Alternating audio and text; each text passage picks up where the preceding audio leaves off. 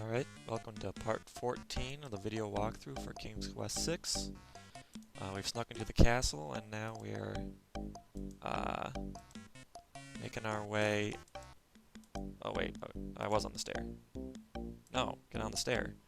Now we're making our way up the stairs, if they'll cooperate. And we're trying to rescue the princess. Phew, that was a climb. Alexander hears the faint sound of a woman crying nearby. Let's investigate. Alexander peers through the chinks in the wall, trying to locate the source of the crying sounds.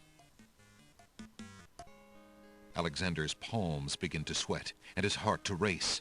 It's Cassima. He's found her. Psst! Princess Cassima! What? Who's there? It is I, Alexander.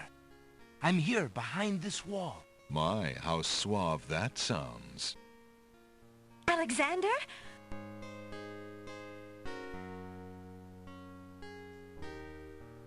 It really is you!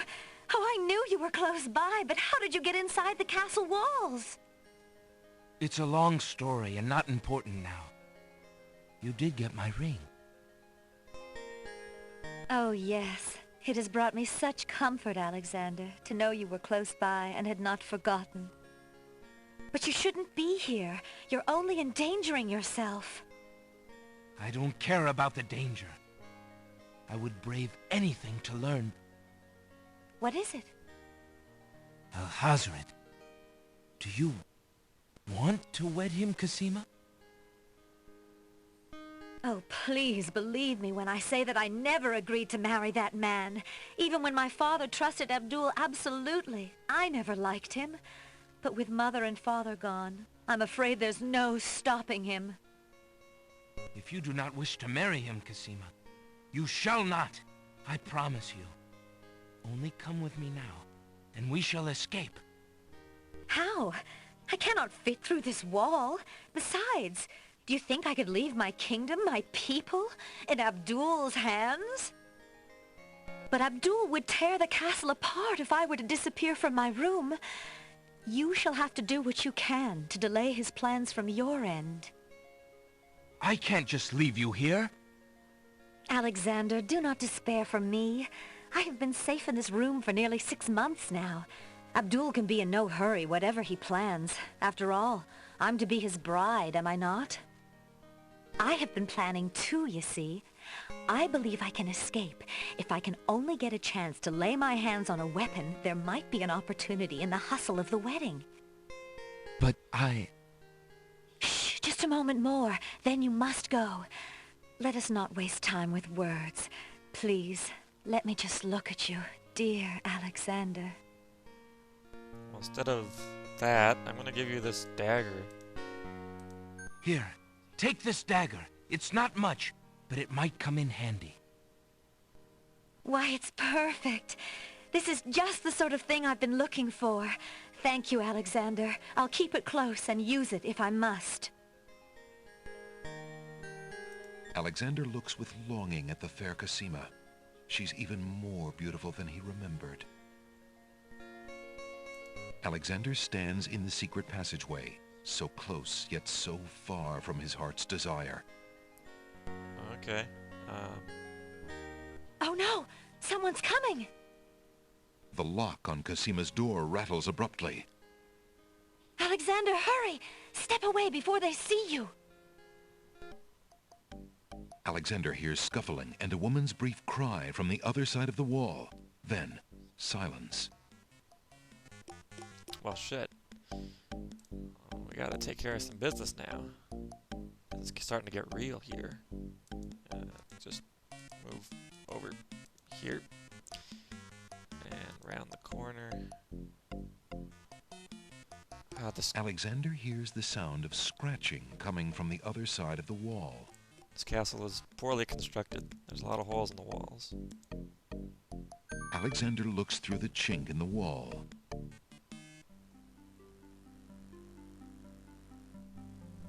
Dear Shadrach, salutations from the Society of the Black Cloak, etc., etc. My long preparations are about to come to fruition. In a matter of minutes, I will wed the lovely Cassima.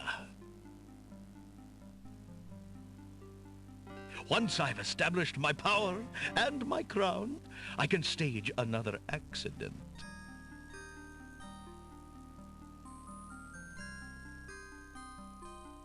The princess has proven infuriatingly stubborn, as you know.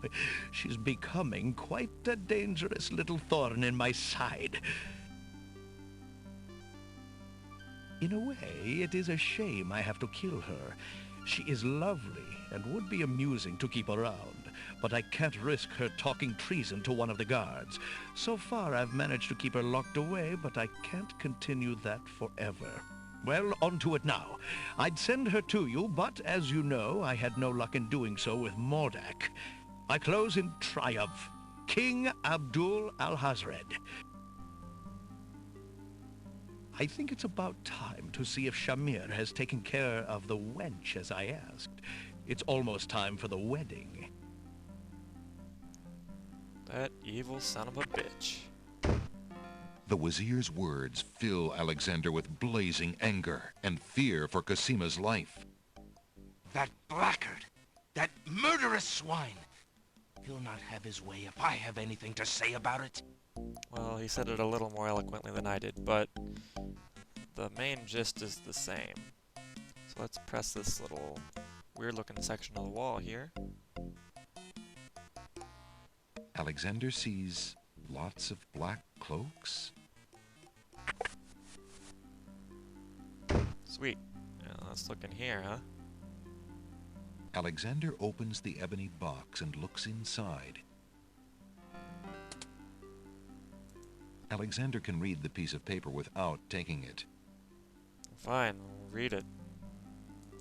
Inside the ebony box is a piece of paper with the word Zebu printed on it. Oh. And then we can... The brush is old and small. Alexander isn't interested in taking it. I think that's everything we can get The box's owner... there. And then, what about this? The trunk is locked. Locked, you say? Well, I happen to have a skeleton key. Ho ho. Alexander inserts the skeleton key in the trunk's lock and turns it. He hears a click. Alexander opens the trunk. Alexander picks up the most recent letter and examines it. The letter is addressed to Abdul Alhazred from the wizard Shadrach. It reads, "Greetings to a brother of the Black Cloak. I was sorry to hear of great Mordak's death, though he was a bit of a ninny at chess. It seems the plans for that little kingdom of yours are coming along. I must congratulate you on your handling of the king and queen. Isolating the islands so that no protest could develop was another brilliant stroke. It looks like there's not much left to stand in your way. Do as I recommended with the girl, and you shall have your crown." That fiend! Yep. Well, back through the cupboard. Alexander crawls back through the wardrobe to reach the secret passage. And now to do a little bit of backtracking.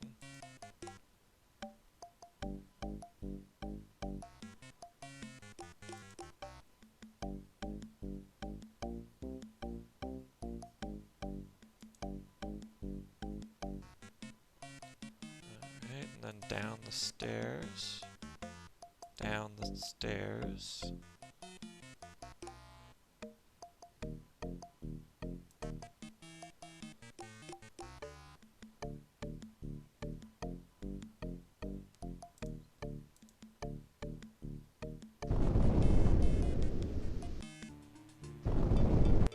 Alright, let's proceed to the left here.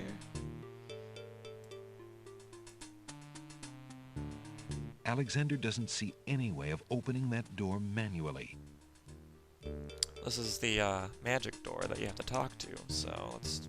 Since the door on the west wall has no visible knob or handle, Alexander decides to try to open it with his voice. He composes his words carefully. Alright, so you recall the guards mentioned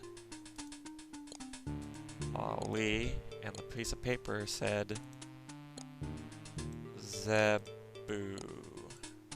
Listen, Door. I would have you open. Ali Zebu. It worked. Sweet. Now what's the suspicious looking cloth here? Alexander pulls the drapery aside, curious as to what might lie underneath.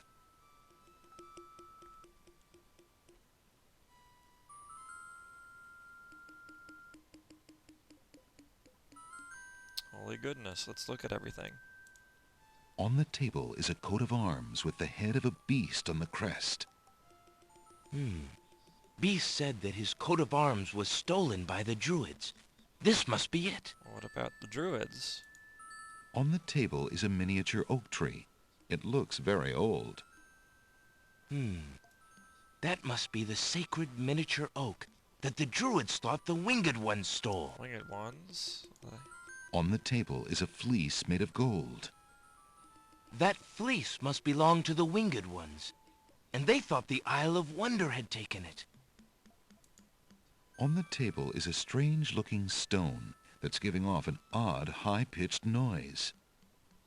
That must be the Isle of Wonder's singing stone. Didn't the queens think that the beast had stolen it? As Alexander looks at the objects on the table, he realizes the depth of the Wazir's cunning.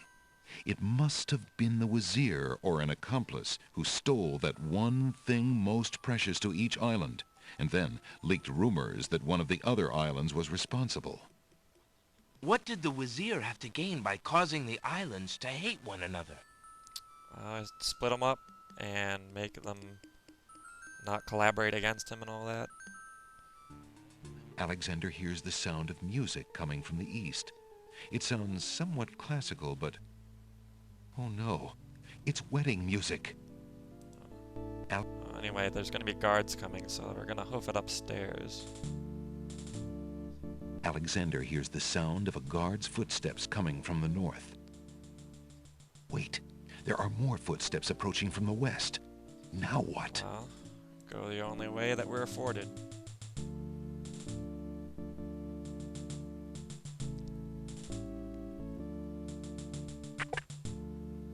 Alexander looks cautiously around the grand hall, but there are no guard dogs to be seen.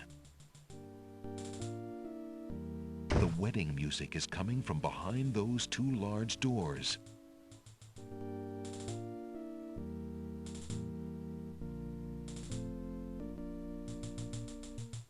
Uh-oh. Prince Alexander, here, the Vizier will have my head for allowing you within a mile of the royal wedding. Since you are of noble birth, I will give you 5 seconds to explain your presence here before killing you. I warn you, it had better be How good. noble. Luckily, we happen to have... I think this is it, right? Alexander is carrying a letter taken from the Wazir's trunk. Yep. So, evidence. Fly. Wait. If you love your princess, you'll hear me out. The Vizier is not what he appears to be. Cassima is in terrible danger. I have proof that this is so. For your princess's sake, you must believe me. Let me see that. Saladin reads the letter, his sword point still against Alexander's throat. Alexander watches the guard dog's noble face darken with rage. This is treason. I'll have his throat. But how do I know this letter is not a forgery? You could have written this yourself. But I did not. Have you no doubts of your own about Alhazred? Don't you see? All he wants is the crown. Cassima is being coerced. We must stop the wedding. It is true. I have had my suspicions about the Vizier, especially when King Caliphim and Queen Alaria died. But I have seen Cassima with him several times. She appears to be quite happy, even enthusiastic. I don't believe she could love him if he truly were so wicked. I cannot believe for a moment that she loves that snake. A jilted lover would not believe it. But come, see for yourself. Alright, I will. The captain of the guard leads Alexander into the throne room, where a ceremony seems to be in progress. Alexander feels his blood run cold at the sight. I, Cassima, declare Abdul Alhazred as my lawful and beloved husband and king of this realm. But, Cassima, what are you saying? Do you still claim that the princess is being Yes. forced? Perhaps it's you that's the No. danger, as the vizier has said. No. Let's prove her wrong. Cassima, stop! Prince Alexander here? This is an outrage! How dare you allow this traitor to get past you, Saladin? You stupid mutt! Can't you even keep the castle free of assassins during your own princess's wedding? Kill him! Kill him now! Lord Alhazred, with all due respect, you are not quite king yet. And this is a wedding ceremony, not an execution. What? How dare you contradict me, you flea-bitten mongrel! I gave a direct order. Obey me, or feel my wrath. Milady, I apologize for my behavior, but I am yours to command in all things. I wanted merely to hear your own wishes from your own lips. Tell me what it is that you wish me to do with this young man, and I will obey. Oh no. Why, Captain, you heard my dear Abdul. If he wishes this atrocious young man's death, then I want nothing more than to see him get his wish. Obey thy liege now and always. As you wish, princess. Just as Saladin prepares to run Alexander through with his sword, a shout is heard from the direction of the Grand Hall. Hold! In the name of the true king! Holy shit. King Caliphim and Queen Ilaria burst into the throne room, looking alive and well and full of wrath. Behind them, a line of supporters look prepared to battle, if necessary, for their beloved royal couple.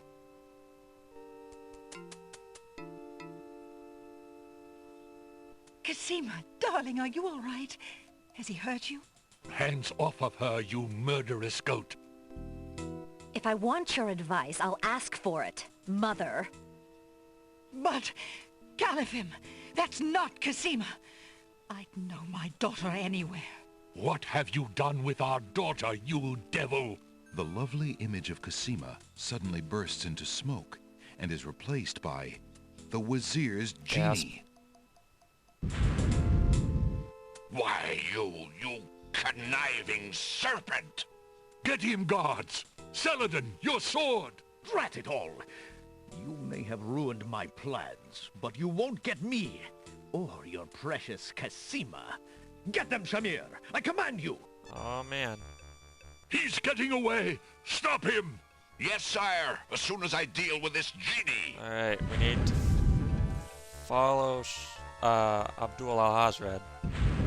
Shamir, the Wazir's genie, begins to throw balls of dazzling light at the We don't guard care. dogs. Keep going. And actually, right now, we're gonna have to stop short so that we can fit the stunning conclusion on one video. So, till next time.